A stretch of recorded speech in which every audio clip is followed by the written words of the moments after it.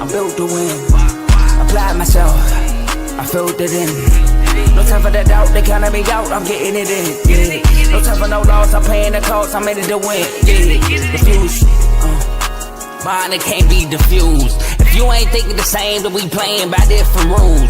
You can't see the vision, we living at different views. Until we complete the mission, keep getting up, never snooze. I walked a mile in my shoes, had the mind of a fool, chasing diamonds and jewels. Trust me, I was confused. Started minding my business and used my mind as a tool. Ended up finding my purpose and found the time to get to it. They told me I couldn't do it, they told me I couldn't make it. They sold it, could never break it. That's sadly mistaken. I need a piece of the pie, I want it so bad I can taste it. They told me like Toby, keep on running toes, they gon' take them. Refuse to lose, built to win.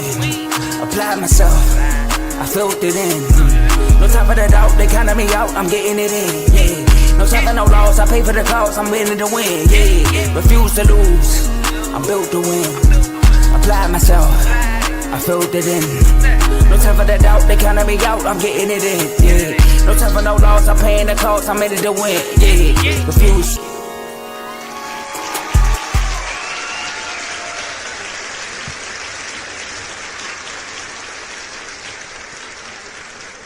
We are here. Welcome to Refuse to Lose Sports. My name is Joe Jordan. We have a great show for y'all today. Y'all know in the NFL, the Divisional Round is approaching. It starts tomorrow, and we have Sunday also. And then Monday, we got the National Championship game. That's why we got CTC on the show with us right now. We're gonna briefly talk about that at the back end of the show. But make sure y'all tune in to CTC to get more of that on Monday. But like I said, I got my boy Carl here, you know, the host of Carl Talking College, Ravens fan. You know, Ravens not in the playoffs, but, you know, he's here to talk sports. I know John Harbaugh, a former Ravens coach, went to the Giants, so we got to talk about that. But Carl, how you doing? Doing great, man. Pat Fitzgerald going crazy in the transfer portal, making me feel like Michigan State football is back. Michigan State won by 21 against Indiana. So I'm feeling great, man. Let's get it. Hold on. Another thing. Some of my ops got put out, man. Pittsburgh got put out. Great hate watch there. Shout out that Texans defense. And, you know, the Packers got put out, man. Shout out to Pops. You know, one of my odds got put out. You know what I mean? Shout out to the 49ers for putting them out. I got a hit list, you know, some people surviving. So we gotta make sure they get checked out this weekend. But my boy, as you can see, Tomo was not here and Dave's not here. But if Dave was here, it's Friday. What he would say is, it's time to turn me up. All right, let's get right to it, Carl, because they know what we're going to talk about. We're going to talk about these games and, like I said, John Harbaugh. So, look, y'all, we are streaming this on 4 different platforms, Facebook, YouTube, X, and Twitch. So make sure y'all like this video, whatever platform you're watching this on. Make sure you follow and subscribe on all of our social media platforms. You can follow us almost everywhere at Refuse to Lose Sports, as you can see on the bottom of the screen. But on X and Twitch, you can follow us at R2L Sports. So make sure you do that. We put out content on a daily basis. And share this episode with anybody, so they can watch this show live with you, because you can be involved in the show by being in the comment section. We can see all the comments y'all will be putting out throughout the show. And last but not least, enjoy the rest of the show. Let's get the show popping. You know, Tom will know me here, but we're going to knock it out right now. So look, Carl, your coach, man, your former coach, John Harbaugh, he's finalizing a deal, I would say, a 5-year, $100 million deal, and they're looking to make him the highest paid coach in the NFL right now. You know, spend his whole head coaching tenure as a Baltimore Raven and moving to the NFC and coming to the New York Giants. And Broadway meets Harbaugh. So we want to know if this is a good move. I hear a lot of stuff, Carl. I hear most people, everybody is saying that he's going to come here and change the culture, and the Giants made a great hire. So, Carl, was this a good hire, or this is an overrated hire? So here's my thing, right? I was one of the last ones on the fire Harbaugh train because I felt Harbaugh has done a good job in Baltimore. And I like the hire from the Giants, right? I really do. But this is what throws me off. The only coach making $20 million in the NFL is Andy Reid, and now will be John Harbaugh. Do I think that John Harbaugh is on the same level as Andy Reid? Absolutely not. This is an overpay of a hire. But shout out to him, get his money. I do think it's a good hire. I do think he got a lot of young talent. He can build a culture there in New York. He brings a lot of experience, and I mean, not for nothing, he was a special teams coach in the with the Eagles, so he does have a little NFC East experience. But I do think he's a good coach. Now, I'm interested to see how well he does with the Giants. But I think it's a good because I don't think it's overrated. I think it's overpaid for sure. I don't think it's overrated. Now, some people are overrating the hire. I saw one person say that he'll win the NFC East his first year in New York, and I just don't see that. But I think it's a good hire, and I think it's something that the Giants, over time, can be a good team with Harbaugh. So I'm wishing him nothing but the best. He had 18 years in Baltimore, and it just seemed like it ran its course. Yeah, I mean, I think it's an okay hire. I think the hire is being overrated for real. I look at John Harbaugh. He's one of the oldest coaches that's going to be active. Most likely, I'm pretty sure. I didn't check that, but I'm pretty sure he's going to be one of the oldest coaches active. He is dealing with a young team, like you said. Like you said, he brings experience and all that good stuff. But he's a special teams coach. Let's start there. He's not an offensive minded coach. He's not a defensive minded coach. So number one, he's going to have to pick the right coordinator. That's going to be very important. And we don't know who the coordinator is right now. Tom Monken. He's bringing Tom Monken.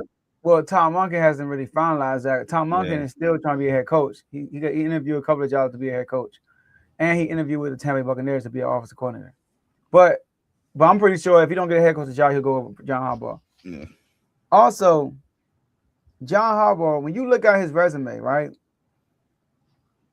After the Super Bowl, I think he only went to the playoffs one time before Lamar Jackson got there. He was out the playoffs every single year, and then Lamar Jackson gets there. And they get to the playoffs every year. But when you look at him when they look at this Ravens team when Lamar Jackson is not playing, they don't win a lot of games. There have been times when Lamar Jackson got hurt in the middle of the year with the number one seed or the number one seed in the AFC North, and they just fall flat on their face. Still get to the playoffs because Lamar gave you a good head start, but you'll fall flat on your face. So I don't know if he's the answer for the New York Giants. Do I think it's an upgrade? Yeah, maybe. Yeah, I think it's an upgrade from Brian Daboll, but $20 million a year, like you said, being paid as one of the best coaches in the NFL, I think it's an overrated hire. And the double-digit leads he gives up. He gives up the most double-digit leads in the NFL. You know, so, and the Giants did that a lot last year. So I don't think, like, as an NFC East guy, you know, being a Commander fan, excuse me, I don't know what is happening. Do I see this hire as strike fear in my heart? No, I don't. I see it as a good hire, just like I didn't really see Brian Daboll as a good hire because I didn't really know too much about him at the time. But do I see it as a home run hire, like a Ben Johnson or something like that? No, I don't see it like that. I do see it as a good hire that will keep them probably stable. They won't be like a 4-win, 3-win team. He could help you be stable, but get over the hump with the Giants? I don't think so. Yeah, and that's why I said people are overrating the hire. Like, I think it was TJ Houshmandzadeh. Maybe not. I can't remember. But to say that they're going to win the NFC East next year just because they got Harbaugh is crazy to me. Like, you still got pieces that holes you need to fill in this roster. So I don't agree with that. Like, that's why I say I don't think it's an overrated hire in my opinion. I think people are making this overrated by the expectations they are putting on the Giants because of this hire. Like, and the fact that he got paid that much money is also another issue that I have. Like, you're paying him more than anybody annually other than Andy Reid, which is insane to me because he's not the second best coach in the NFL. I just think they severely overpaid for him. Yeah. No, don't get me wrong. Cost of living is different now from when Andy Reid got his money. You know, like coaches will be paying more as the year goes by. But like I said, like his age is up there and he crumbles. Like his team crumbles, bro. Like y'all, you say yourself, like y'all team, if it's fine ways is crumble. You know, and now he's going over there. So I think it's really the name. I think it's a name why people are over exaggerating on the hire. Like I said, I don't think it's a bad hire. I think it's a good one, but it's not a Mike. Like for example, Mike Vrabel, bro. Mike Vrabel was a home run hire to me for the Patriots. It was a home run hire. But I don't think John Harbaugh is a home run hire. No, So not at all. yeah, so that's that. All right, so we're gonna move on to our next topic. We gotta talk about our first game of the divisional round playoffs, and we got the Seahawks versus the 49ers. Now, there's a lot going on, a lot of news. You got Sam Darnold dealing with an oblique injury, you know, and it's funny because these teams played in the first game of the season. These teams played in the last game of the season, and now they are playing in the playoffs, which shows you the NFC West beef never expires. It constantly goes. And then most likely we're gonna get another NFC West matchup if the Rams win in the next round. So got an NFC West beef. So Drew Lock took a lot of first team reps yesterday, they said. But they said Sam Darnold, they said Sam Darnold will play. Now, Carl, before I let you talk, I'm gonna tell you what the people are saying. People are saying that this is a built-in excuse for Sam Darnold, that he's dealing with an injury. So when I heard Cam Newton say that, I heard Ryan Clark say that also. They said like if he doesn't perform, now we could point to this like, oh, he didn't practice or he's dealing with the oblique injury because he's fresh off of a bye week and he gets hurt. So Carl, who you have winning this game, Seahawks or 49? And by the way, for those who don't know, co-host my boy Dave is a 49ers fan. Go ahead, Carl. I'm gonna say this because I don't believe in that built-in excuse thing. I'm not gonna lie. I took a nap earlier today. I woke up and my foot was hurting for some reason. It's just life. Sometimes, because I ain't gonna lie, I was like, when did he get hurt? But stuff happens. We just seen somebody on the toilet drop their iPhone and he's out for the season with a broken elbow and Darren McFadden. So life happens. Now, here's my thing with this game. Did Sam Darnold really perform against the 49ers the last game of the season? Not really. I watched them pick up a 3rd and 17 on a run play to Kenneth Walker. The run game was crazy against the 49ers. Yeah, it was. So even if Sam Darnold doesn't perform, I didn't watch the Seahawks win games in spite of Sam Darnold. I almost said Aaron Donald. Sam Darnold's performances. So do I think Sam Darnold is necessarily important in this matchup? No, it's going to be in the hands of the Seahawks defense. Mm-hmm. And that defense, if it comes to play with that 12th man in that playoff atmosphere, it's going to be tough for the 49ers to get points as it was the last game of the season as they put up 3 points. Brock Purdy can't afford to turn the ball over like he did last week twice against the Seattle Seahawks defense. And because of said defense is why I'm going with the Seahawks. Y'all know the mantra. I'm a Ravens fan. Defense wins championships. Mm-hmm. And this defense is good enough to win you a championship. I done seen a defense take Rex Grossman to a Super Bowl. I done seen a defense win Trent Dilfer a Super Bowl. Mm-hmm. And me personally, I'm not a quarterback is a winning stat. I mean, winning is not a quarterback stat in my opinion. So I think this game is won defensively by the Seahawks. I think they did a great job last time they played Christian McCaffrey doing it. They did a really great job against McCaffrey on that last game. What was that, Saturday night? And Brock Purdy really wasn't effective against the Seahawks either. And I think them bottling McCaffrey was a large part of it. And I think that they'll have a similar game plan going into this one. Now, obviously, you can't have the exact same game plan because Kyle Shanahan will obviously adjust, and then that might get exposed. But I'm going with the Seahawks strictly because of defense. Yeah. Oh, and the run game. Yeah, I think the Seahawks should win this game. Like you said, I'm with you with the oblique injury situation. Like, I always give people the benefit of the doubt. I'm never going to say, like, somebody's lying or, like, acting like they hurt or stuff like that. I always give people the benefit of the doubt until evidence is proven otherwise, So I'm not going to take that route. I know how you feel about Sam Darnold, so I wasn't sure where you were going to go with that. That's why I wanted to bring that up. But like you said, they are on a 7-game win streak, Carl. In the last 7 games, he got 7 touchdowns and 4 interceptions. So he hasn't been great in the last 7 games doing this win streak to end the season. And like you said, the run game was tremendous. I mean, they had 180 rushing yards in the last game. But I think that number doesn't really tell how good the run game was because they were getting chunks at a time at certain points. And like you said, it was a 3rd and 17. They convert on a run play, which is crazy. So the defense is lights out. George Kittle went down. It's another weapon they don't have right now, right? Now, the Eagles' defense is really good also. They're really good, but I think Seattle defense is better up front on the run game, I would say. I think the defense better in the run game because Philly got some dogs up front. But in the run game, I feel like Seattle defense is better. These teams know each other, so maybe the third time they playing each other. But Carl, to say all that, I got the 49ers, man. For some reason, I got the 49ers. I think seeing them the third time benefits the better coach, and that's Kyle Shanahan, in my opinion. I think Kyle Shanahan is a better coach. Do I like Mike McDonald? Yes, he's great. He's been doing a great job since he's been in Baltimore and the Seahawks. But Kyle Shanahan, I feel like the game plan they're gonna go out with this weekend is gonna be very good. You saw it in Philly, being mad. Philly has a really good defense, and Vic Fangio, really good defensive coordinator. And this is the first time in a while I can say that he got outcoached. Kyle Shanahan outcoached Vic Fangio in Philly, where they don't lose at. Now, that last game at the end of the season was in San Francisco, on the Bay Area. This one's gonna be in Seattle. So I think if Sam Darnold plays, I feel like the jitters gonna kick in, man. I mean, he gotta prove me otherwise. Now, can the Seahawks win despite of him? Yes, they actually been doing that. They did it with the Rams and they did it with the 49ers, right? Almost did it with the Rams the first game. yeah. So they can win despite of Sam Darnold, but I got a gut feeling that Kyle Shanahan is gonna go to work. And like I said, since Kyle Shanahan been a 49er head coach, when he makes the playoffs, he always gets to the NFC Championship game.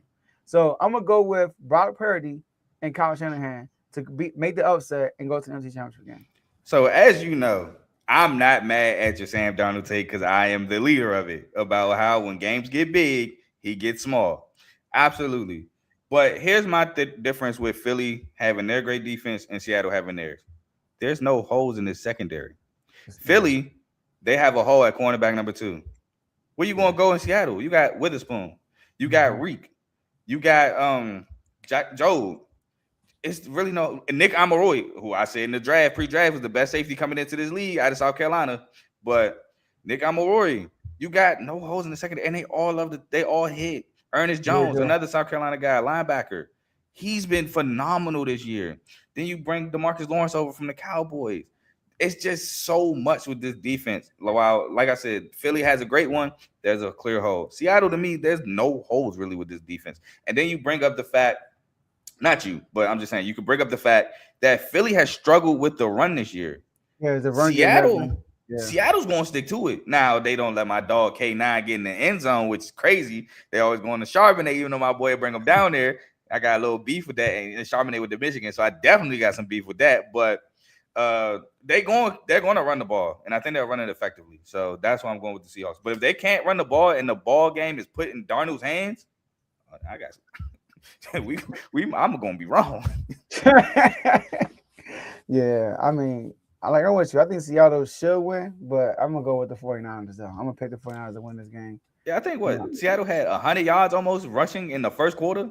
Yeah, it was crazy. Yeah, and like I said, they were getting chunks at a time, and the score don't really tell the dominance to Seattle put on that game. Like, I know it's 13-3. I hear people saying that 49ers defense held them to 13 points. I'm like, yeah, but when you watch the game, bro, like they kind of dominated it. They were doing whatever they wanted on the run game versus the 49ers. So I get you on that.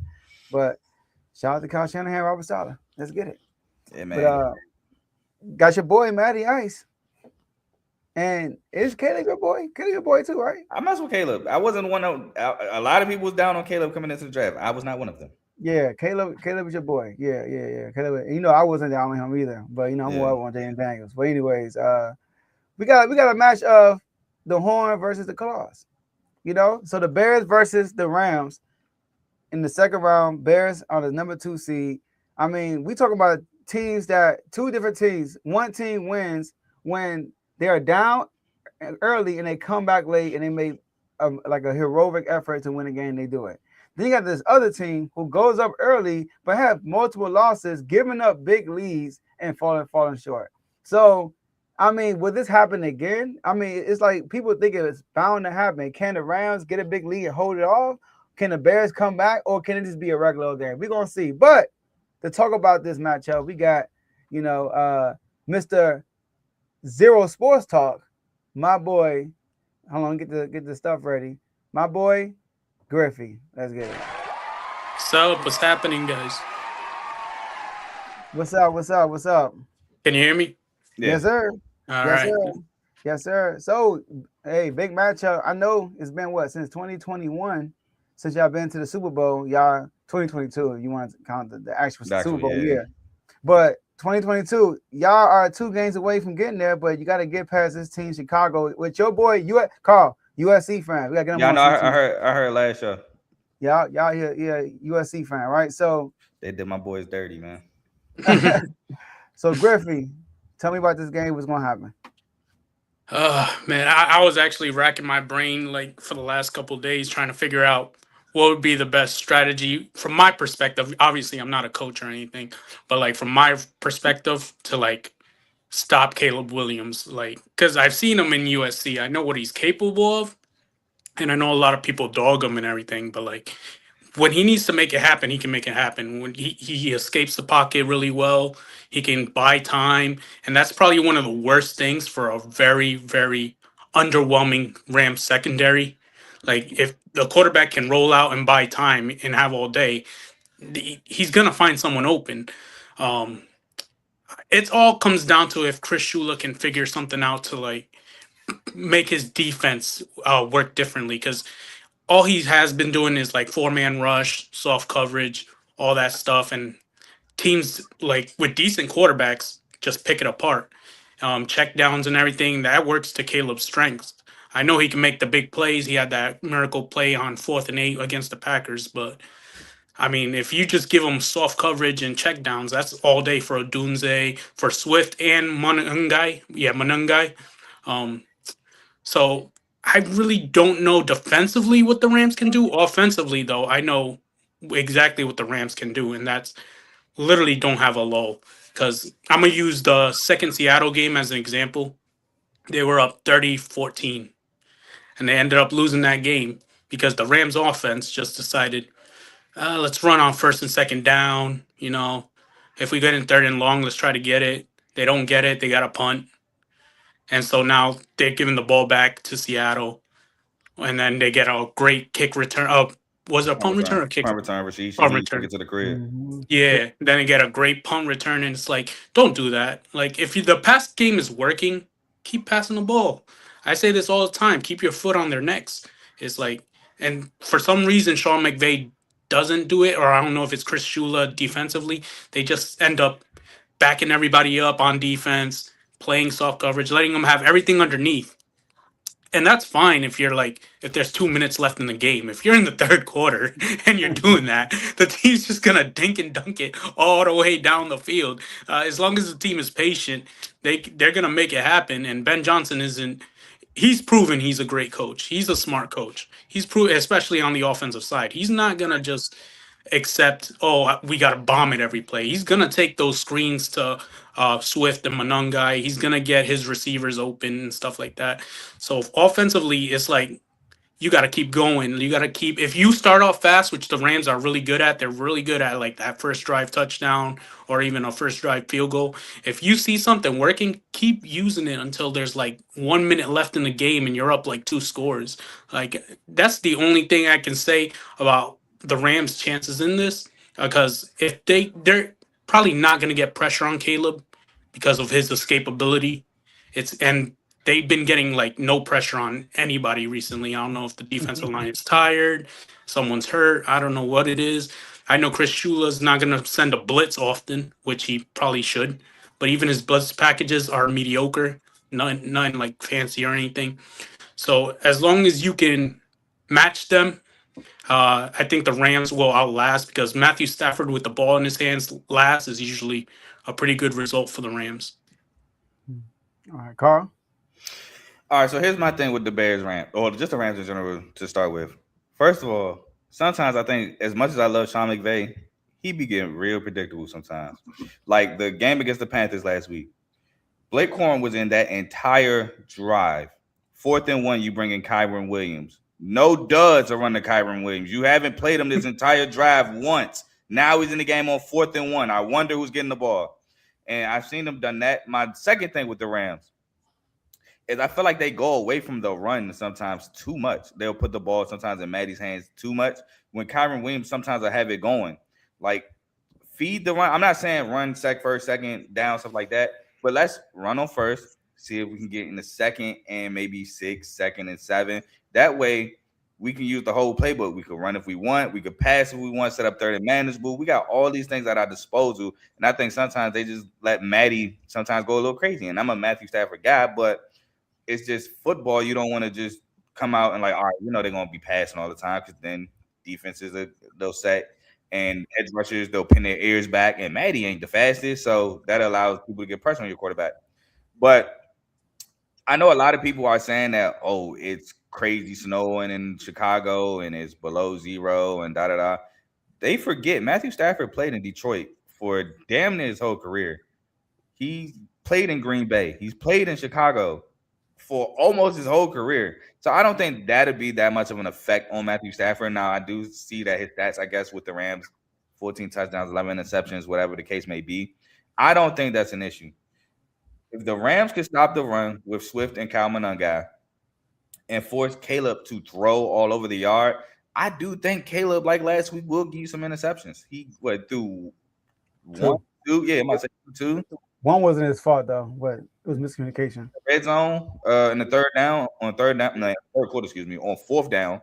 I think he might throw you some interceptions. And if Matty could protect the football, establish a run, attack Kyler Gordon, who's a great player, but he's clearly playing hurt. Jalen Johnson just got on nightcap and said he's been getting shot up to play, dealing with that oblique injury. So he's clearly playing hurt. Use your receivers. You got Devontae Adams, another underrated guy that y'all have is who I love out of Pitt, Kanata Munfield. He's been making some plays. Use your receivers and attack these DBs who are clearly playing hurt, and I think the Rams will be fine. So I'm going with the Rams. Going with the Rams? Okay. Yeah, I was looking at the weather. It says it's going to be 9. It's going to feel like -5 degrees, but it's going to be 9 degrees around game time. But, like, what school Puka the Cool went to? BYU. What school did Kyle Williams go to? Michigan. Notre Dame. No, Kyle Williams went to. Blake Corum. Blake Corum went to Michigan. He went to Michigan. I'm sorry, my bad. So these guys, like you said, Matthew Stafford played in Detroit. He played in this division for his whole career. So these guys are. I don't think the weather is going to bother guys if you're not named the Miami Dolphins, right? Outside of Miami Dolphins, the weather is not going to bother you in this game.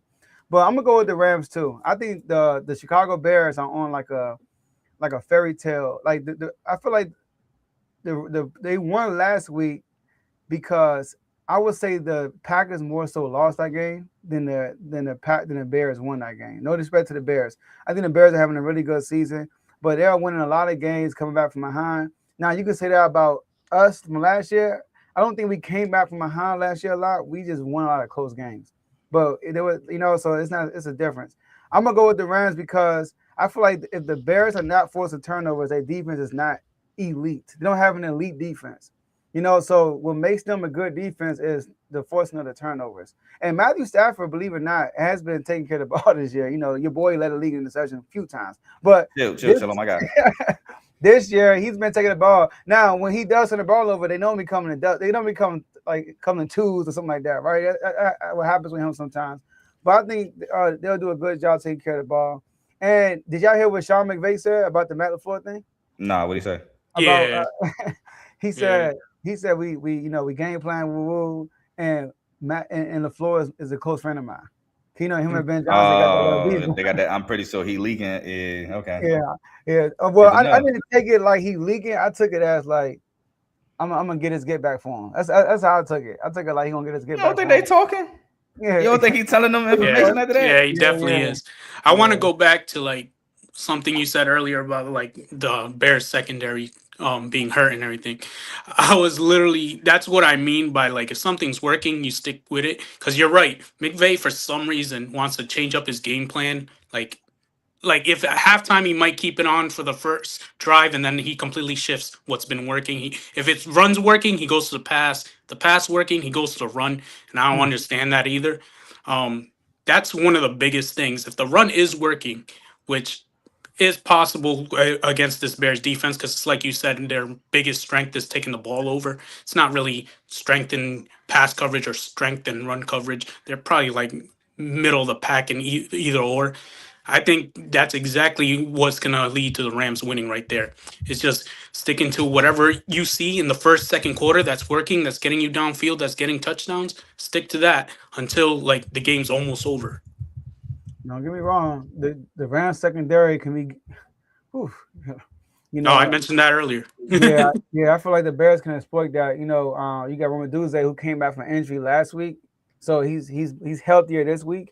So I feel like he would get more touches this week than he did last week. But So Joe, that's why I only talked about the offense because I already know. I was like, the Bears, they're gonna.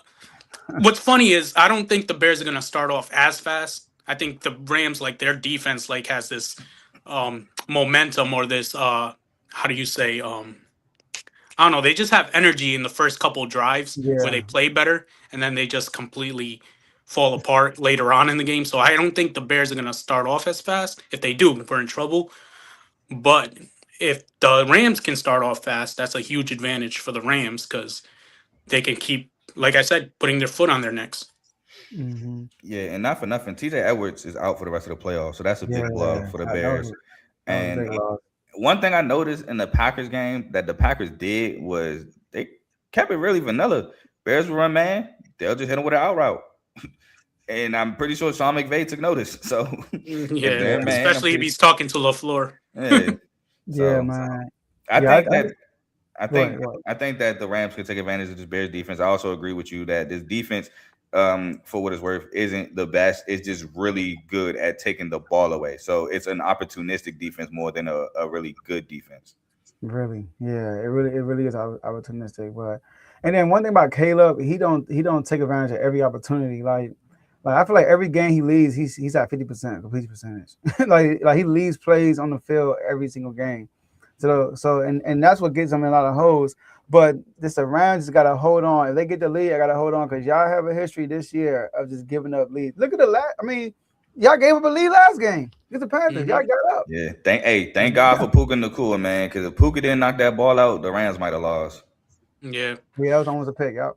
Yeah, but like I said, it's like you just mentioned how Caleb like has errant throws, and that's what I mean by like the Rams need to keep on pushing and keep putting their foot on their necks. Because if you had to pick a team that was more consistent, who would you pick? It'd be the Rams, right? Yeah. Obviously. Sure. Yeah, way more consistency. So obviously Caleb's makes amazing plays, he makes amazing throws, but he also makes bad plays and he also makes bad throws and he also holds the ball too long sometimes. Sometimes there's miscommunication. That's a Ben Johnson thing that his offense kind of like is so complicated or whatever. Sometimes there's miscommunication with receivers or with handoffs and stuff like that.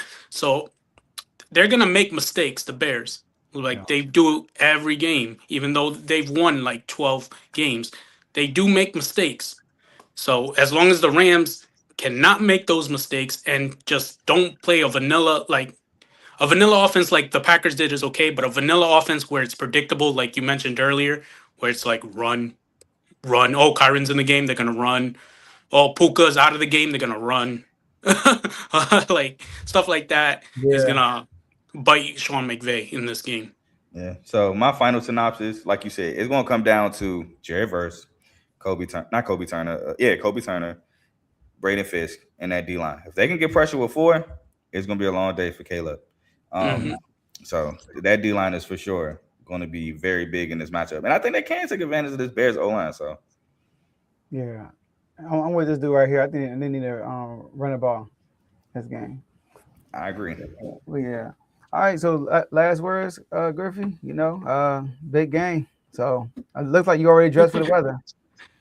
Oh yeah, I just came from outside.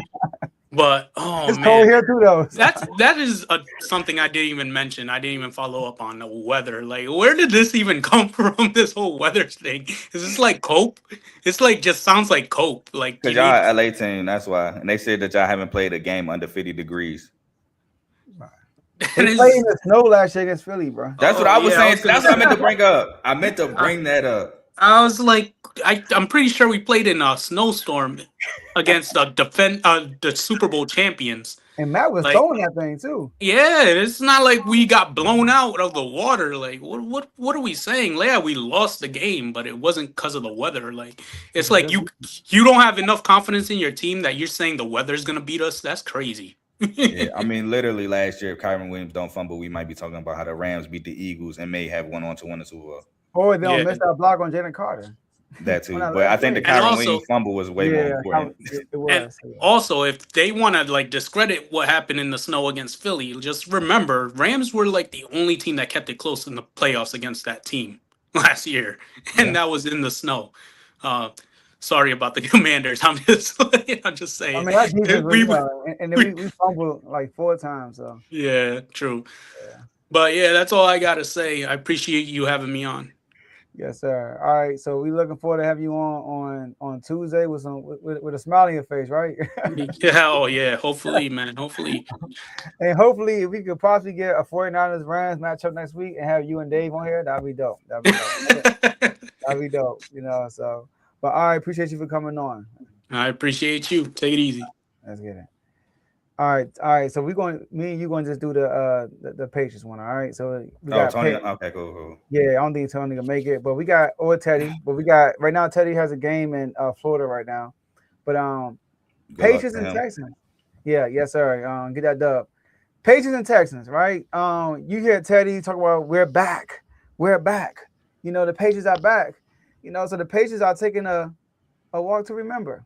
They're going back to memory lane, and they haven't been to an AFC Championship game since Brady left. Well, you know, the first year last year he was there. They got bounced in the first round, but the year before that. Don't remind me of what Mike Vrabel said when they got bounced in the first. What did he say? He would cut his, off to beat Brady. Oh, yeah, I remember that. Yeah, and shout out to Mike Vrabel for putting him out, and now he's the head coach of the Patriots. But we got the Houston Texans, Carl, and the Houston Texans have shown that they are probably the best defense in the NFL. Seattle got something to say about that. I know Philly thought they had something to say about that, but they are elite, and they show how elite they were against Pittsburgh. But we know Pittsburgh offense is not the Patriots offense.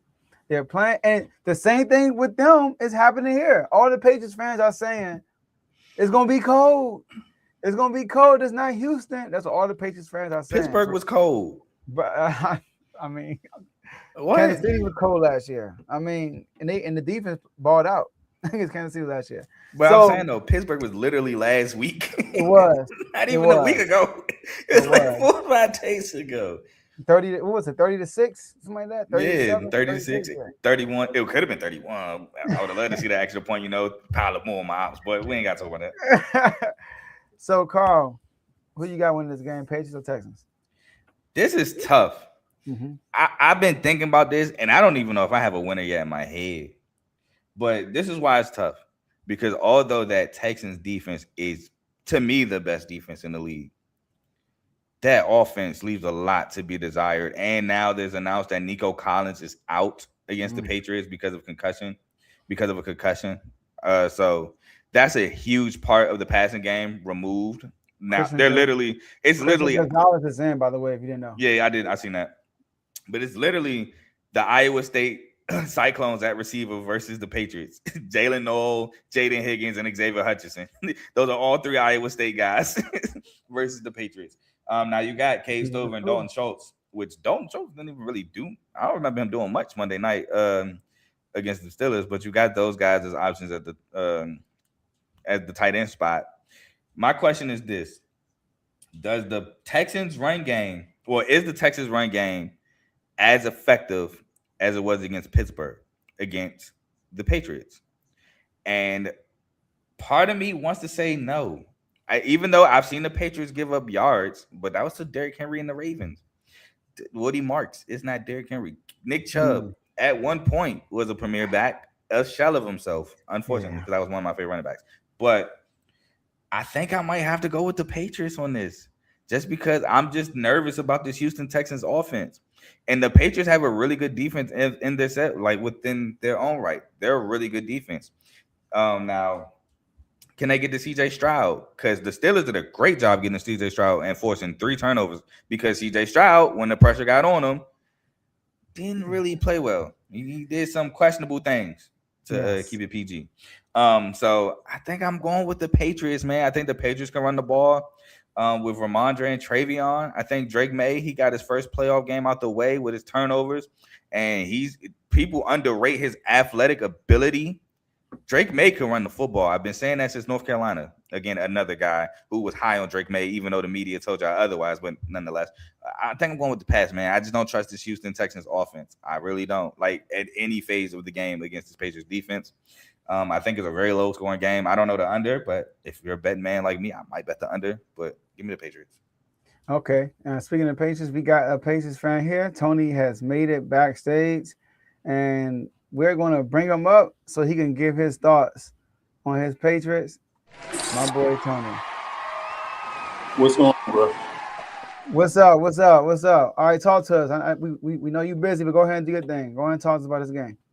So, this isn't going to be as easy a game as the one we had the last time. I think the game defensively was an easy game for us. When you look at the game now, this game is going to depend very much on the play of C.J. Stroud, and I don't think C.J. Stroud has enough to beat that Patriots defense, especially with Milton Williams coming back and adding that pressure on him and up the middle. He's bound to make some kind of mistake. I think Drake May grew up in the second half of that game. You saw his numbers in the second half. So I don't got a blowout, but I think this game is going to come down to Stroud having the ball last, kind of like last week's game, and us pulling out the victory. So if I was to give a score, it's probably going to be a low-scoring game, probably something like, I don't even know if they're going to score 10 points, but I would say something like maybe 17-10, 17-13, something like that. But I don't see, because that Houston's defense, I give it respect. It's an animal, and it can probably terrorize the left side of our offensive line because of the rookies. But I think what's going to happen is that they're going to probably try to use that against them, kind of what the Giants did against us in the Super Bowl. And I think there's going to be one of those games where Travion Henderson is going to have more of an impact than Ramondre Stevens, meaning that they're going to do a lot of screens and stuff like that to take off that pass rush and to try to tamper that pass rush. So I see this as winning the game. By no means will we dominate the game. I don't see it being a dominating game. But remember, I mean, this defense for a majority of the year was the number one rush defense in football. So it's not they can't play defense. And you saw last week what they did the Chargers thing was a little crazy. They kind of did some of the things to themselves because we definitely gave them gifts all last week. But yeah, I see us as a victory. Yeah, the Texans I think they're the number one. Hold on, if I'm not mistaken. Yeah, they're number one. Yeah, the number one rushing offense in the NFL. So number one rushing offense. Yeah, they are, bro. It's ridiculous. I thought that's the Bills. Well, sorry. In the post, I'm tripping. I am tripping. I'm tripping. Yeah, I'm tripping. Yeah, they're on the bottom half. I'm tripping right now. I'm sorry, y'all. But the Texans, I feel like, see, I'm going with the pass too, and it's only because of the Texans offense. So, just like the Chargers, I don't think the Texans offense could put pressure on y'all offense. So like, y'all offense are going to have opportunities to make mistakes and recover in the same game, just like y'all did with the Chargers. So even if Drake may get a couple of turnovers in the beginning, or y'all get a fumble or a few 3-and-outs, y'all are going to be able to recover because, like Carl said, y'all have an elite defense also. Y'all have one of the best defenses in the league. They're down their best receiver, and y'all regain y'all best corner. So like, and Gonzo is one of the best cornerbacks in the league. So and you know how it is in sports. You got the Texans who got multiple corners out there, multiple DBs out there who deservingly could be all pros for real, right? And then you got Chris Gonzalez. Yes, shout out to Stingley, right? But so you got multiple DBs over there that could be all pro. So you got Gonzo over there, and just that competitive juice, he wants to prove himself. I just saw a video with Aqib Talib, and they mentioned their top 3 corners, and he wasn't in it. Gonzo wasn't in it, but Stingley was in it. I think. Yeah, who we say? He said, Who he said? PS2, Stingley, and who else? What, And who was Denzel the Ward? third one? No, it wasn't Disney Ward. It wasn't Disney Ward. But Mm. Christian Gonzalez wasn't in it. I don't think he was. It was PS2, Stingley, and was he in it? I don't know. I don't think he was. I'm gonna send it in the chat. Just know that. So I'll look it up. yeah. So basically, I can see like Gonzo is like Christian Kirk had a good game against the Steelers. Do I think you have a good game now that Christian Gonzalez, like he's the number one target now? I don't think he's gonna have a good game. So, but here's the thing about the Texans though. They're the more experienced team. This is CJ Stroud's third year in a row getting to the second round. Last year, I saw CJ Stroud in the regular season play poorly, but then he played much better in the playoffs against the Chargers and against the Chiefs. He wasn't great, but he wasn't bad. He was better than he was in the regular season. He used his legs a lot in the regular in that playoff game. So do I see CJ Stroud flipping a switch against y'all and not losing y'all the game? I can't see that. I can't see them doing that. Now, Drake May, I feel like with him, he's going to get pressure a lot. And I think you said it last episode, Tony, he's going to use his legs a lot. Because when you play, the Texans do give up a lot of rushing yards to quarterbacks because of the pressure they get and they run out the pocket. We saw it on that primetime game with the Chiefs. Mahomes constantly using his legs. So Drake May, just like last game, used his legs. But like I said, it goes back to the Texans offense. If CJ Stroud can get something going on offense, they can win this game. But I don't think he will. And I think y'all will have opportunities to regain to make up for y'all mistakes. And I'm gonna have y'all winning a close game. Mm-hmm. Yeah. Go ahead, Tony. No. Go ahead, because you go ahead, Carl. I was just saying, not for nothing. I know the Houston Texans have a tough duo in Kamari Lassiter and Derek Stingley, but Carlton Davis is a number one corner playing number two beside Christian Gonzalez, and I've always been a Carlton Davis fan, so that's a tough tandem within themselves as well. So I think the Patriots defense is really good, and like we all been saying, we don't know if we really trust CJ Stroud and his offense, especially being down Nico Collins. I like Jaden Higgins, don't get me wrong, but I don't know if he's ready to be a number one receiver in a divisional round playoff game going against either Christian Gonzalez or Carlton Davis. So, Carl, I'll say this right here. The one thing that most people forget about the Patriots as a team in themselves, they're probably the most situational ready team, situational prepared team left in the playoffs right now. So that goes into account too. They're going to be prepared for all the situations that can possibly come up, and they're going to be ready to attack. I think the one thing that I like more than anything is to see them when Gonzalez went down, how they turned into an attacking defense.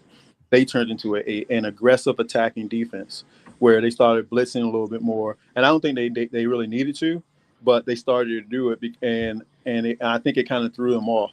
I think there's going to be a mix of that going on where he's not going to know when they're blitzing and when they are. You know what I'm saying? And I think that's what's going to because I think I said this I said this in a personal conversation with Joe earlier. If the other guy was playing, I would be scared. The other QB was playing. Oh, David Mills. Davis Mills. Yeah. Really? Yeah. And the reason why I say that is because that guy, if you watch him in the season, you've seen how he's progressed to be a better quarterback. If you watched him when CJ was out, his offense looked good though. The offense looked really good with him there, right? And he makes decisions so fast where he gets the ball out of his hand. CJ holds the ball too much. Yeah, that's Carl's guy. And that's why I say that I would be more afraid if he was quarterbacking this game. I'd be like, oh man, I don't know what's going to happen, right? Because we have the tendency to have a lot of lapses in the secondary, and he seemed to hit those big plays all the time. So no. So the third cornerback was Quinyon. It was Derek Quinyon Mitchell. Quinyon and PS2. And then when they named Gonzo, it was like nope. Like it was like a nope. I'm going Gonzo over Quinyon. Y'all know I'm a Quinyon guy. I was on him pre-draft. By the way, Joe was being sarcastic saying Davis Mills is my guy. Yeah, you was. All right, Tony. Big game for y'all, man. We will be tuned in, in the chats. So last word before you get off. Nothing, man. I'm actually looking forward to each one of these games this week. I think there's some interesting dynamics in each one of the games, especially the two games that I'm really looking to see is the Bills Broncos game. That's an interesting game there, and the Rams Bears game. I think that is probably the most interesting game because you got to figure out which Chicago's defense is going to show up. That's what's going to matter. Which Chicago defense is going to show up? Will the defense that pressures and actually holds on the interception show up, or the one that drop it and get torched by Stafford? So that's what I'm saying. But the Pats will probably be hosting the AFC Championship game. That's my prediction coming up. So let's see. We know who we got in the Bills and the Broncos. Yeah, I don't know. When that guy has the ball in his hand at the end, man, like it's almost like watching Joe Montana back in the day. Like you almost can guarantee that they're going to score. You know what I'm saying? Like, so that's what I'm saying. So, but anyway, man, it's always a pleasure being on. Thank you for having me on. I jumped off of doing some work and came in because I couldn't let Joe down. Appreciate you, man. Appreciate you, Tony. Yeah, and if you're free Tuesday, hopefully you come in here with a smile. I probably won't be. All right. All right, cool. All right, have a good weekend, and we'll see you next week. All right. All right. So y'all know I had to look up Davis Mills' stats, right? Y'all know I had to. Let's look up Davis Mills real quick. He played the Broncos. Really good defense. 17 of 30, 137. No touchdowns, no picks. Hold on. How many points they score? 15. They lost. Okay, go ahead. They played the Jags. They win 36-29. See, they scored 36. Hold on. 27 of 45, 292, 2 touchdowns and a pick. Hey. Then we move on to the Titans. They win 16-13, 26 of 41, 274 and 1 touchdown. Then they play Buffalo. They win 23-19, 16 of 30, 153 and 2 touchdowns. He dang on there 50% completion percent. I mean, for his standard, I guess, for what he came in the league. Yeah. But let's get our next matchup up. We got a number 1 seed against a 6 seed. We got the Bills versus, let me put this banner up. We got the Bills versus the Broncos. And this is a rematch from last year. It is. A rematch from last year. And it's going to be a stampede incoming. I don't know if it's going to be Denver or it's going to be Bills Mafia because there's going to be some fireworks this game. You got the number 1 seed Broncos, who nobody thought they would get the number 1 seed. And then we got the 6 seed Bills, who no one thought that they would lose the AFC East. But Josh Allen went on the road and won his game against the Jaguars. A lot of people picked against him. And now he's going to Mile High to do what he did last year and get a dub. Or will the Broncos and Bo Nix get the dub? So we got a Broncos fan and we got a Bills fan, as y'all saw last week. First, we're going to bring up the number 1 seed, my boy Tyler, and we're going to bring up Devin. What's up? What's up, fellas? Same time, yeah. Hey, Joe. I got you. Joe. Yeah. You ain't tell me I was sharing my primetime slot. Yes, sir. I thought this was an ESPN special, a solo. But what was Tony say? For it to be a primetime game, you gotta have 2 primetime teams up there. Yes, sir. There it is. Yeah. So y'all, we got a big game right here, y'all. Another rematch from last year. I think y'all both came on last year too, which is dope. Yeah. Y'all back this year. Bo Nix and the Broncos had a week of rest. They got to watch the scene, see what was going on. Josh Allen got banged up, got tore up, but still got the victory. And now we meet here. So we're going to let the lower seed go first. We're going to let you go first, Devin. We know who you think winning, but what's going to happen? Lower seed? Hey, come on, man. Let's just playoff seeding. But, all right, so this is what obviously I'm going with Bills money line just because who's going to go pick against their team. But what I'm hoping, to be honest, I'm hoping that Bo Nix is going to struggle because they had this whole week of rest off. Sometimes a week it's not good. Sometimes when you're not playing, you're not in rhythm. I'm hoping they struggle and struggle hard because, honestly, Jacksonville defense is not great, but they look pretty okay against us. And obviously, we know what the Broncos defense is. I'm kind of nervous because everybody know we have no receivers, like none. Even when they there, we have none. And they got arguably the best cornerback in the league. So he definitely could just take away one whole player by itself. We're gonna need our tight ends to step up. And when I say tight ends, I really just mean Dalton Kincaid. But I mean, at this point, Dawson Knox should we'll probably get rid of him after this year. To be honest, I ain't saying he washed up. He just old, slow. He can't do as much as he could. But James Cook, I told you last week, Joe, and when I came on a couple days ago, I told you he didn't do nothing in the first playoff game. I told y'all he not where everybody say he is. I ain't saying I don't appreciate him, but he, like I said last year, he said he want to Saquon Barkley money. You don't deserve it if you can't be a main factor, and we gotta rely on our quarterback legs and stuff like that to overcome the win. I mean, of course you're gonna rely on his arm, but man, he ain't Lamar Jackson, so we shouldn't be relying on his legs like we are. We using him like a power back. So I don't want us to have to do that again. They got a great pass rush. Honestly, I'm just naming a lot of things that reasons we should lose. I can't even give you no reason we should win, only because Josh Allen. That's the only reason we should win is if he go out there and play out of his mind. So other than that, our run defense is terrible. I mean, terrible. They got RJ Harvey, who ain't deep. He not the best running back, but honestly, Carl, I think you can get out there and get 200 yards on us. So, Don't lie on me like that. hey, listen, anybody. That's how terrible we are.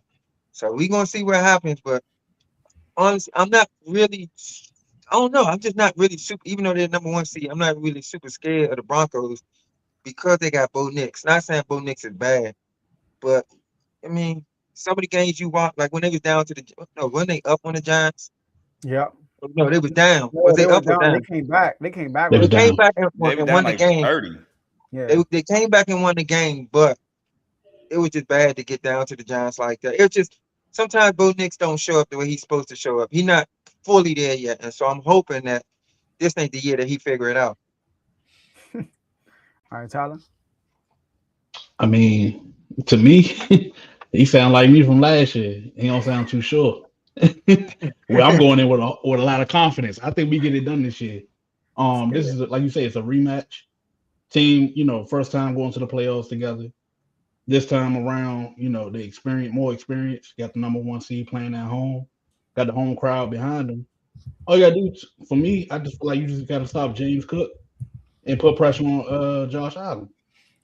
And hope he makes mistakes.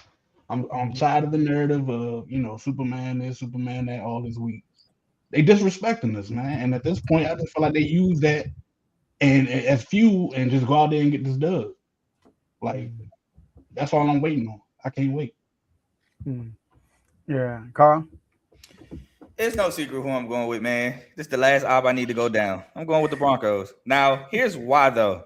I'm going with the Broncos because, like Devin said, that run defense can be had. Bashua Tootin in the Jaguars game had 4 carries for 50 yards and never got a carry again, which is insane to me at Jacksonville. RJ Harvey is one of the guys I was really big on coming out of UCF as a running back. I've seen him dominate against the UCF, and I've seen him perform well with the Broncos. I've also seen Jaleel McLaughlin perform well with the Broncos. So I think the Broncos have a core of running backs that can take advantage of this Buffalo Bills run defense. Number 2, the Bills just lost Tyrell Shavers, who to me was underrated. He's a big play threat to me, Tyrell Shavers, and they lost somebody else. I think he got hurt. Gabe Davis. Yeah, Gabe Davis towards ACL in the Jaguars game. There you go. So those are 2 big losses. Now I will say the receiver core has taken a big hit. Keon Coleman will be relied on much more. Which, I mean, shout out my Spartan. He's not doing well so far. I do agree with Dev. They're going to have to rely more on Dalton Kincaid. I even would throw Jackson Halls in there. He's the third string tight end from Georgia Tech, but he's probably going to have to be used more in the passing game instead of the run game. But this is my only issue with Denver. It just seems no matter who they play, it's going to be a game late in the ball game where it's going to be a one-score game. And that's a scary situation to be in going against Josh Allen, even with the limited weapons he does have. And the Bills' O-line, not for nothing, doesn't get the credit that they deserve. So that scares me. I think Nick Bonito and his D-line for sure is going to have to show up. I do think Alex Singleton coming back from the cancer surgery, which shout out to him for that, was a big boost to this team. I've been a fan of Alex Singleton for a while now. He's a linebacker that just has a nose for the football. And this secondary, man, is going to be huge. They're going to have to put the Bills in third and long situations, man up, and you're going to have to get to Josh Allen. And I think ultimately, while Josh Allen has a lot on his shoulders, I just think the Broncos has a really good defense to counteract that. And with you mix a really good defense with a defense who's tough, it's real tough for them to stop the run. I think this favors Denver in Denver. So I'm going with the Broncos. Yeah, I think so. I'm gonna go with the Bills. All right, and the reason I'm gonna go with the Bills because Josh Allen. Josh Allen. I picked the Jaguars last year, and then Josh Allen had a really underrated great game last game.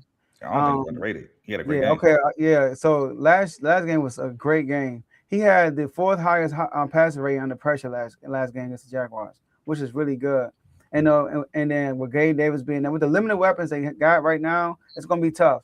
Now, the Broncos, like you said, what I wrote down, close game. They play down to their competition. They play up to their competition. They just play to the level of their competition every game. But they find ways to win. That's one thing that's on their side. I think if it is a close game, you could say it can benefit the Broncos, but it be the playoffs against Josh Allen. I want to put that benefit with Josh Allen.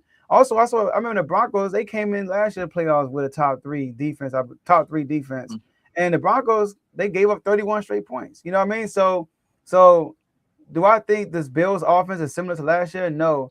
But what I saw against the Jaguars with how they protected Josh Allen with the mass protection and all that stuff, I think they'll do that this game. I think James Cook will have a better game this game, but I think the Bills have to play that possession game. You know what I mean? Kind of like you might have to punt the rock, but play the possession game. Like don't be greedy. Don't be going for it on fourth down. I feel like it's gonna be a low scoring game. It might be a 13-10 type game. And the turnovers on both sides, like Tyler said, Josh Allen is capable of turning the ball over. But we see in the playoffs, he usually elevates his game, and he don't really see that in the playoffs unless it was the Miami Dolphins. All right.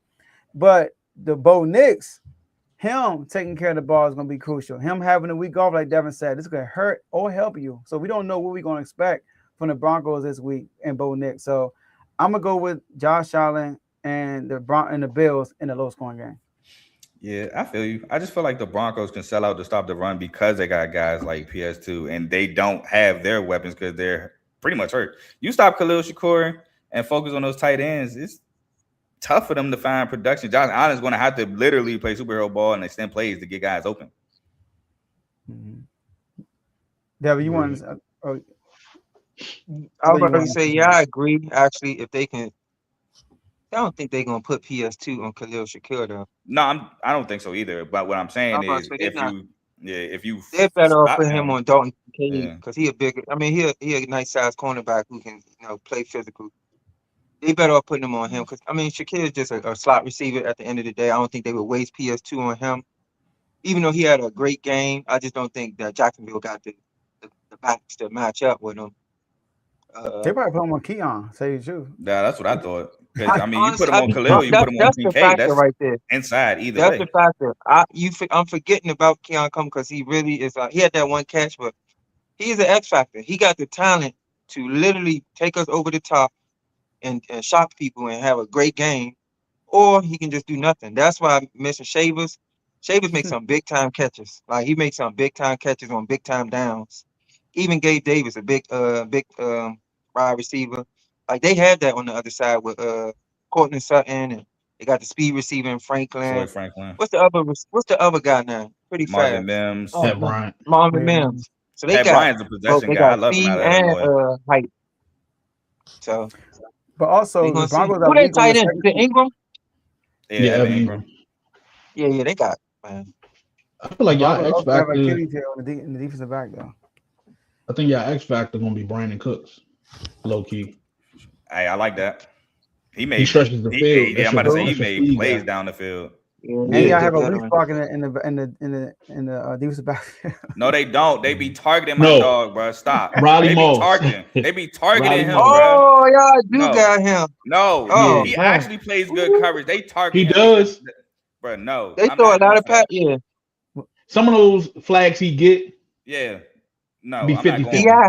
I'm not going. Because I'm not sometimes he put going, himself bro. in bad positions and he get too handsy. Yeah. If he stops that part of it, he's good money. Yeah, But I'm not going, they're bro. gonna target him regardless because Yeah. they're not gonna target PS2, so they're gonna target somebody, and it's gonna be him. When that I'm ball not go up going. in the Riley air and y'all Moss is see not. Riley Moss, I'm like, oh. Riley Moss is Yeah, not as you bad don't as know people what's try gonna to be the make it. outcome. He's not as bad as people try to make it seem, bro. Nah, he's Sometimes I not. feel like the refs just be targeting him. Sometimes, no, I'm not going. Yeah, You think the refs be targeting him? The refs? Yes, yeah, yes, because the bro. way he plays, it's the way he Bro, plays. sometimes I didn't watch him do nothing and get a flag. Yeah, and it'll be late He's flags no at Cooper that. DeJean. Hey, Riley Moss walked so Cooper DeJean can run. They both went to the same school. Yeah, Can't tell. Well, y'all the first game. Y'all play tomorrow at 4:30. It's gonna be good, man. I'm looking forward to it. I mean, I think all these the one thing about this year's playoffs is like you don't know. Like all these teams that's remaining can go to the Super Bowl, and I wouldn't be shocked. So it's up in the air, but we're gonna see. It's a rematch. The Broncos can get back, and it's a big game for Bo Nix. Like we talking about a second year QB could be playing the AFC Championship game. That's a big deal. It's a big game for Josh Allen. Mahomes not here. This is his time to get there and win it all. So if he don't get it now, it's gonna look bad. No matter how the team look, it's gonna look bad if he don't get to the Super Bowl this year. So yeah, let's get some last words before we get off here. All right. Start with you, my Doug. last word is I forgot about him, but I'm glad y'all brought him up. So only thing I think we need to do is target Reed Dowdy, and we're gonna be good.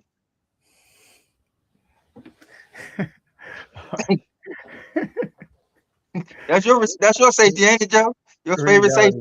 Come on, man. That's Reed equivalent to Dowdy. Riley Moss. We got a bunch of guys that's terrible. But go ahead, Tyler. last words just I need us to get it done, man. You know, we got smashed last year, so this year, like I said, I just hope they use that as fuel and get it done. We need that dub, man. We need to go to the championship game. We need to do what Jaden did last year. That's what Bo need to do. Okay. Now we talking. We need Get that. lucky. That's what Jay did last year. Nah, he ain't get lucky. He ain't get lucky. I wouldn't say that. This Man, man some said favorable Reed Dowdy. matchups. Favorable matchup.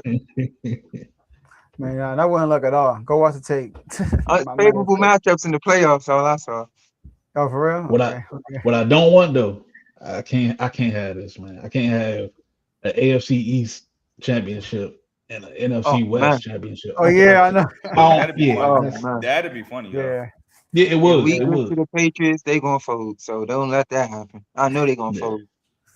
Yeah, that'd be crazy though. Yeah, AFC East and NFC West. Yeah, that'd be crazy. But hey, we're gonna see. Only time will tell. Hey, that was funny. Read out, that was funny. We're gonna take it back. But all right, y'all. Appreciate y'all for being on. Looking forward to seeing y'all on Tuesday if y'all free. And one of y'all gonna be smiling, one of y'all gonna be frowning. Yeah, I'm about to say. I hope I don't see you next week, Tyler. Nah, I'll be back. Don't I worry. hope not. That means I'm not on the show.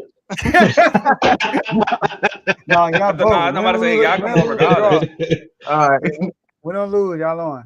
All right, But I'm y'all, so lose. I ain't recapping nothing. I'm gonna send you my stuff in the text. He gonna send a video. Yeah, say a statement for me. All right, y'all. All right, Y'all fellas. stay safe. Have a good weekend. All right, right, fella. you too. All right, man. That was good. So we on good time, Carl. Hey, we normally are. Yeah, we on great timing. We on great timing, man. We can do some fillers for real before we end this thing. For real. Let me see. Let me change this banner. All right. I don't think nobody really put their picks for that last game. Panthers corn, bro. You a week late. What you mean? Okay, passing Bills, right versus Bills in the chip. In the AFC Championship. Yeah, I was about to say. I don't even make sense. Yeah, he's saying the conference chip. It say conference right there.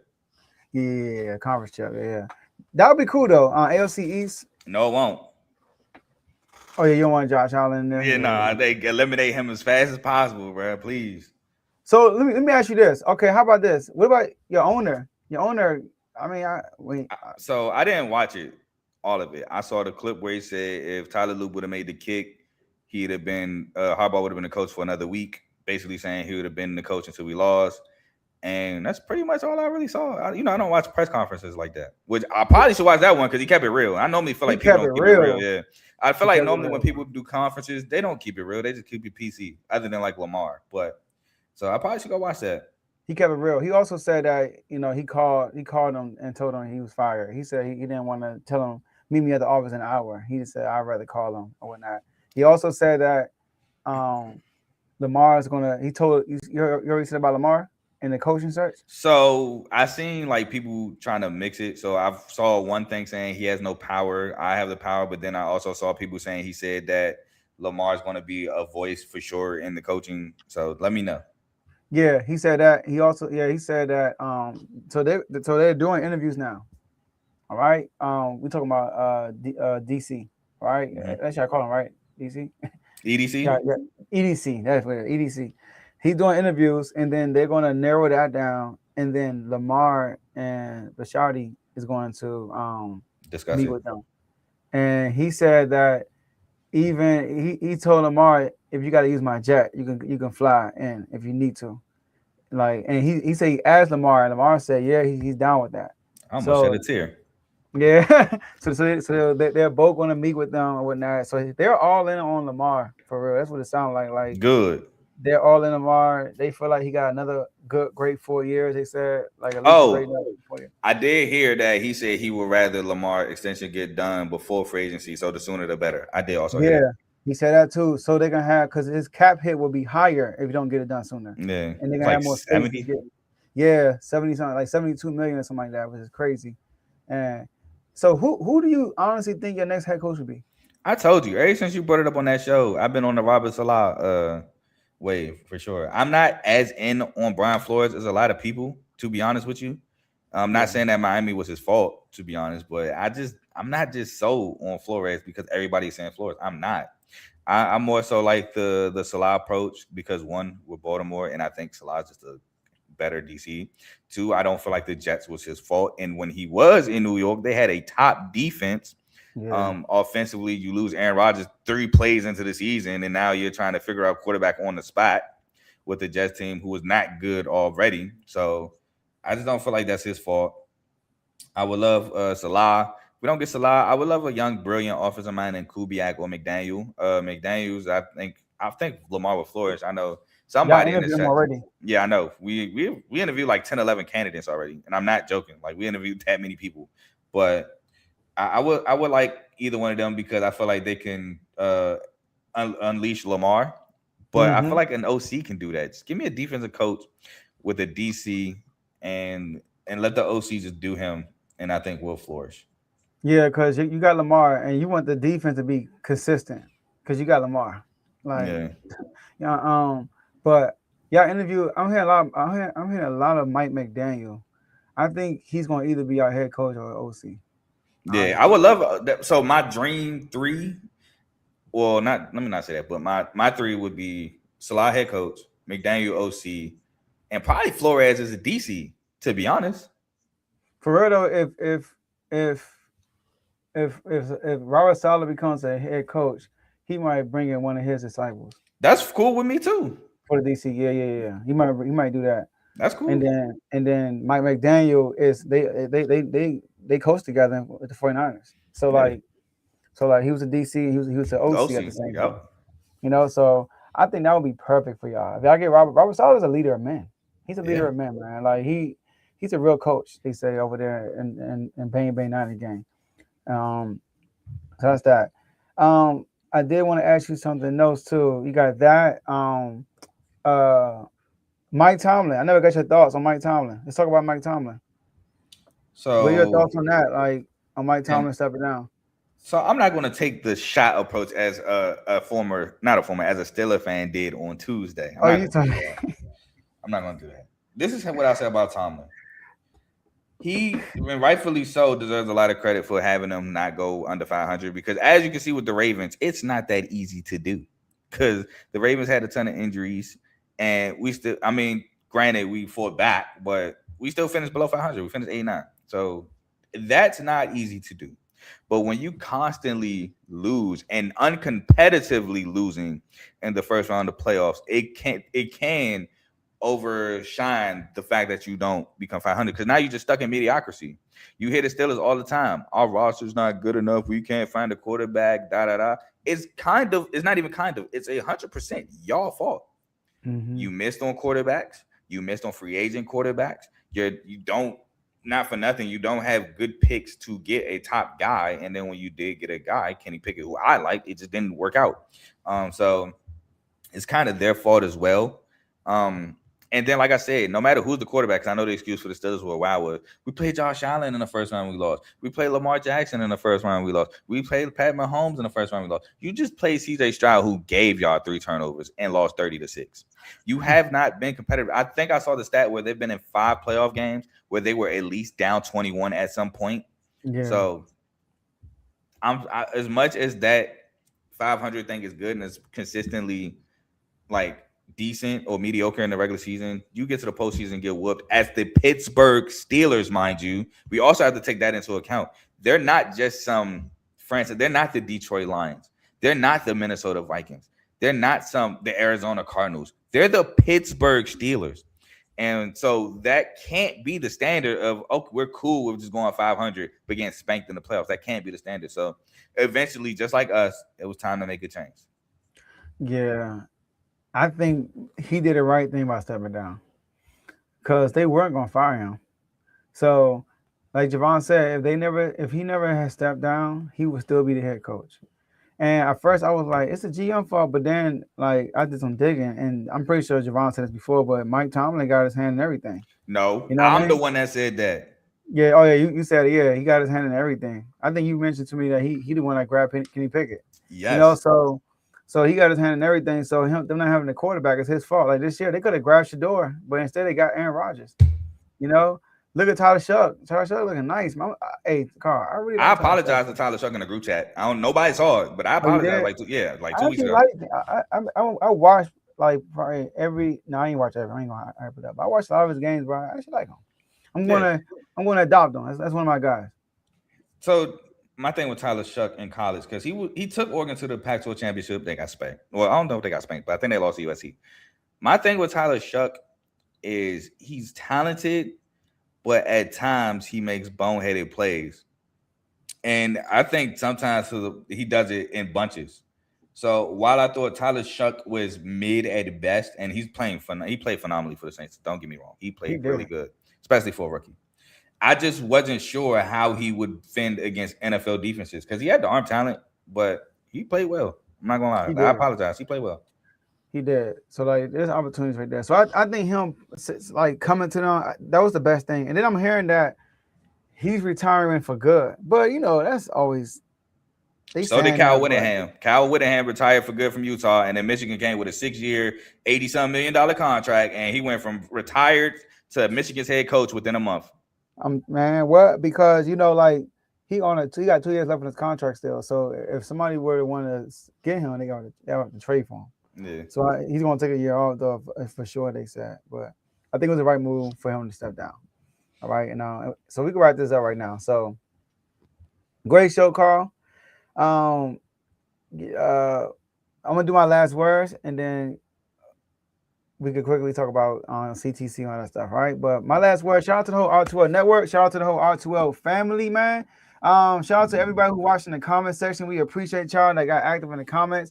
Make sure y'all stick around for Tuesday. We're going to get the results of these games and have these fans come back on, and maybe more, because we had some fans that couldn't make it today. So have some fans on to talk about these games. Click the link in the description, the first link in the description, and you can become a member of the R2L community, because we kind of watch these games together. We're not physically together, but we watch them together in these chats. And it's very entertaining. It's like a game within a game. And I'm trying to pull up these superstar members. So I can give a shout out to all the superstar members. All right. Who is that? Okay, never mind. Shout out to Chavo, Coach Coombs, Worm, Dimitri, Dave, Taniqua, myself, Decorius, Big O, Cardo, Vaughn, Giovanni, Chris, Teddy, and Tomo. And you, matter of fact, become a superstar member today, and you could be in a superstar chat, and you'll be involved every single game in the playoffs. And the Commanders, man, I mean, we just sit back and watch it, and we watching these second-year QBs and see how they act in the second round. Because we know our guy did in the second round. Put up 45. So all I'm saying, you know what I mean? In Detroit. Another defense was decimated, but we had to put up points, Carl, because they were scoring almost every drive. Yeah. Outside of the second year. Like I said in that game, bro, I didn't, the best cornerback literally went down the second play of the game. Yeah, I'm sorry, man. Ain't my problem. Ain't my problem. You know what I mean? So we had to do what we had to do. Go in there and put up 45 on them boys. And but they still had Gibbs. They still had Jared Goff. They still had Amon St. Brown. Yeah. They still had J-Mo. Still had Jared Goff. It's crazy. I mean, Jared Goff was cooking that year. And he was actually cooking that game. He had turnovers, but they were still moving the ball, bro. Like I was like they were moving the ball like crazy, but he did their own picks though. Ain't that the year? That's the year that he threw like 5 picks against the Texans, and they still won. And they still won. Yeah, it was 5. It was 5. I think it's crazy. And winning's a quarterback stat though. I know, right? and then the Kings. Make sure y'all check out Unfazed for the quarterback win stat. Then the Kings, we doing a fire sale right now, Carl. Everybody's up for sale. we trying to dump everybody. Take them. We trying to make a salary cap dump. That's what we doing right now. And I heard y'all talking about trading them to the Clippers. DeRozan and Keon Ellis, yeah, that's like a salary. For John Collins. John Collins is on the what's the name? Yeah, of course. John Collins is on his final year of his contract. I didn't even know the details. I just heard I didn't even know Keon Ellis or John Collins was involved. I just heard DeMar DeRozan. Yeah, so like what about to say? I saw people commented, Kings fans were like, why are they throwing Keon Ellis in the deal? That's a dumb. Y'all don't use him.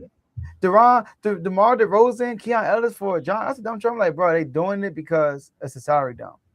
Like we are literally trying to start over. Like we trading everybody. We about to tank this year, bro, in the second half of the season, and then we're gonna get one of these superstars in the draft, and we're gonna have some cap space to sign some guys. I don't know. I mean, coming from a Pistons fan who was the worst team in the league about 2 years straight and got the 5th pick, this ain't the NFL. You got to win the lotto. Well, we don't have to have the worst record according to y'all. You know what I mean? So as long as we like around that top 5, then we can get that first. Like I said, how many guys coming out this draft? Like you would think, like these are guys that could change the franchise. So AJ is one.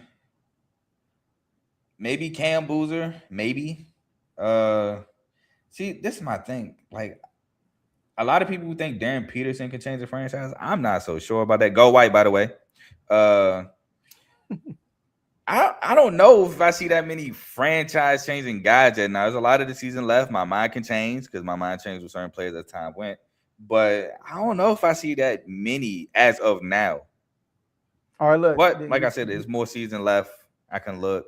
Because I ain't going to lie. I like a guy that I don't know if he's even projected lotto right now, but I don't think he's a franchise changer. But it's a guy like I really like in Flory Badunga, who plays with Kansas, which he's a high energy big. But I don't think people are as high as him on him as I am. So yeah, like when there's a matchup with these guys with a nice good team, text me. Okay. Cool. Bet you should tune in tomorrow. There's some big matchups tomorrow. I'm probably gonna be talking about them tomorrow. Yeah, just let me know. And I know. So go ahead, Carl, get your last words, and talk about your show you got going on Monday. All right, cool. So appreciate you for having me on the show. It was fun. As you can see, Michigan State, we bite. I think we bite with Pat Fitzgerald, man. I'm so excited for the season. Pat Fitzgerald's been going crazy in the portal. Now, I will say the Dodgers are cheaters. It's no way in the world it's no way in the world that the MLB land has let them sign Cal Tucker. This is crazy. Like, I ain't gonna lie. Like, I was like, well, no point in me watching baseball this year. The Tigers wake up. It's a great night to sign. It's a great night to sign Tarek Schoolball. I saw the Mets got Bo Bichette. Shout out to them. That was a good move. It's a great night to sign. Hey, I don't know how many times I gotta say it. Blank check. I just spit. That's how mad I am. Blank check. Sign Tarek Schoolball. I don't care. Y'all talking about we want to pay him $19 million. What is you crazy? This is the best pitcher in baseball. He broke 2 records in a do or die game, and we still lost. Oh, if y'all don't sign Tarek Schoolball, man, get out of here. The Tigers are not as good. I don't even think we make the playoffs without Schoolball. So sign Schoolball. I don't care how much it is. Pistons, shout out to y'all. We beat the Suns last night. My man K had 10 points, but he had 11 assists. So it is what it is. There goes a non-baseball watching guy. Probably a Nationals fan. He probably think the Nationals still good enough to go to the World Series. Shout out to him, though. No offense to you, Joe, but he's from the area. So Ravens is what it is, man. The season was very disappointing. Season was very sad, but let's just make good on this hire. Let's make good on these draft picks. I think I had one more thing to say before the show started, but I forgot it. So it is what it is. And Carl, I hope your Pistons don't do what your Tigers did. Oh, full late game. You just reminded me that y'all were the number 1 seed almost like the whole first half for real. And y'all Bro, we didn't even win the division. That was crazy. Y'all collapsed in the second half of the year. Offense about that. It was the offense, bro. Offense went back to life, back to reality. And then we lost starting pitchers too, though. Like we lost Reese Olsen. We lost another guy I can't think of right now. We did lose some starting pitchers. And that kind of left our starters rotation kind of crazy. But hey, man, it don't matter. We won a playoff series. We got Cleveland up out of there, and we were a schoolball masterclass away from going to the ALCS. So yeah, that was y'all had like an historic overtime. I mean, that's overtime. Actually, bro, we went 18 innings? Yeah, that thing was crazy. I remember that night. That was crazy. But yeah, talk about your show on Monday. So before I talk about that, I'm pretty sure I'm going to have a show Saturday discussing college basketball. I've been kind of waiting to kind of been itching to talk about some college basketball, man. We got some good games. I know Vanderbilt just took their first L against Texas on the road. Now they play Florida this Saturday at home, so that's a nice little bounce back spot for them. Florida has won 3 straight by like 20 plus, so that's a good game there. Michigan State, we play Washington. We better not fold. Get the job done, boys. I can't remember some of the other bigger matchups. Oh, SMU, Virginia, I feel like is a very underrated good matchup. Shout out Boopy Miller, man. Wake Forest transfer. He had a half-court game winner against Virginia Tech Tuesday night. He's been taking the college basketball world by storm, so shout out to him. Shout out Stanford, huge upset over UNC at home. That was a great win for them. And Houston, man, when I said I'm not scared of Houston like I would have been in prior years, they go into West Virginia, went by like 30. So, they went at home against West Virginia against 30, who just upset Kansas. So, shout out to them. Also, this week, Iowa State took their first loss against Kansas, got blown out on the road in Lawrence, Kansas. And last thing I want to shout out before I talk about my show Monday is Miami of Ohio, man. A lot of talk was talked about how they had like the 347th weakest schedule coming into the league. And the head coach had to come out and say, like, guys didn't want to pay us. They didn't want to buy us to play them. So we had to do what we had to do. We had to buy teams and da-da-da. They've done nothing but remain undefeated, even in conference play, even beating Akron, who was picked to win the conference. So Miami of Ohio has done nothing but shut up the doubters at this current moment. And I'm happy for them. They had Peter Suter return from last year. And not for nothing, Miami of Ohio should have won the MAC championship and played in the tournament, but they blew a huge early lead, and Akron came back and won by 2 at the final seconds, and they're looking to avenge that. So now for my show Monday, so far I have Ace confirmed. We will be talking about the national championship. Ace, as y'all know, is a Miami Hurricanes fan. The show will be Monday at 6:00. We will be previewing the national championship. The game, I believe, is at 7:30. So, come in the comments, talk natty with us. Definitely going to be a good episode. Should be fun. Every episode with Ace is fun. Learn something. But we all know who he's going to pick to win. And if you watch CTC, then you know who I'm going to pick to win. But yeah, Monday night championship show. And Miami fans are more than welcome to join. I put the APB out in the chat. If you're a Miami fan in the chat, you're welcome to join. Dave, Kev, Chris. That was a funny revelation. That was a funny revelation right there. But if you're a Miami fan, even if you're not a Miami fan, you're in the college football chat and you want to talk to Natty, you're more than welcome to join. Yeah. I'm going with Indiana. Yeah. And I think they're gonna cover. I think they're favorite 6.5. I think. Last Five, I six and a checked, half. it was 8.5. It went from Ooh, 7.5 to 8.5. So let me look again. I'm taking that, bro. Miami is still 8.5 dogs. So Indiana's favorite by 8.5 points. I think that's accurate. Everybody keeps talking about Miami defense, which is good, but nobody's talking about Indiana defense, bro. Like what they have done in these playoffs. Like, come on, man. These games ain't even been close. I know. I like who scored the most points so far. I don't think they allowed 20 points yet. Oregon. They did. Because Oregon scored the garbage touchdown to get 22. Yeah. Ohio State, what, 13, 10? How much they 10. It was 13 to 10 at the end of one. Oh, you talking about in the season period? No, I'm talking about in the playoffs. Oh, because Ohio State. Well, including the bowl game. I'm counting including the Big Ten championship. Okay. Yeah, Big Ten championship game. Yeah. So I was about to say, because if you want to know who scored the most points against Indiana, you're gonna be very shocked who it was. What is it? I think it was either Penn State or Old Dominion. And how much they scored? Old Dominion. Yes. But group of 5 teams don't belong. I think it was 27. Let me look. I want to say Old Dominion put up 27 against them.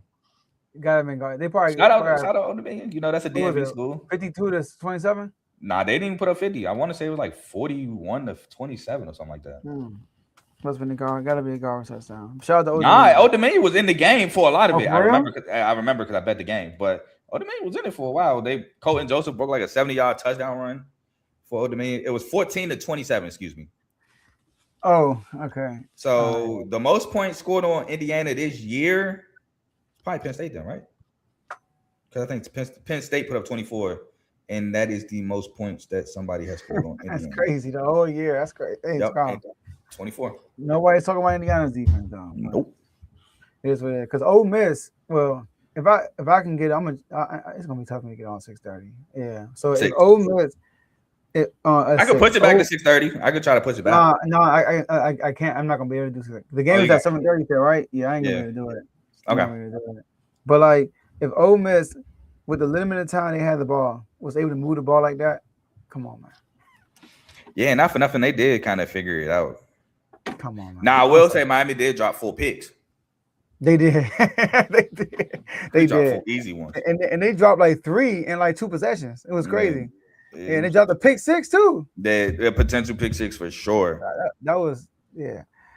All right. Well, that's all we got for y'all today. Make sure y'all tune in to CTC on Monday at 6 o'clock Eastern time. It's gonna be a great show. And we'll see y'all Tuesday at the next R2L show.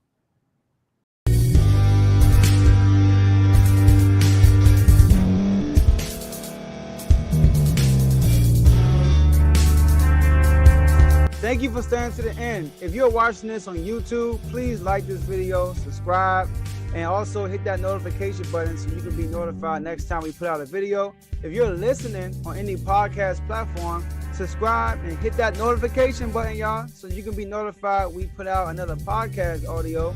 And last but not least, hit that share button. No matter what you're listening to or watching it, hit that share button and send it to somebody that you know that would love to watch this episode you just listened to. So once again, thank you for staying to the end, and we'll see y'all in the next episode.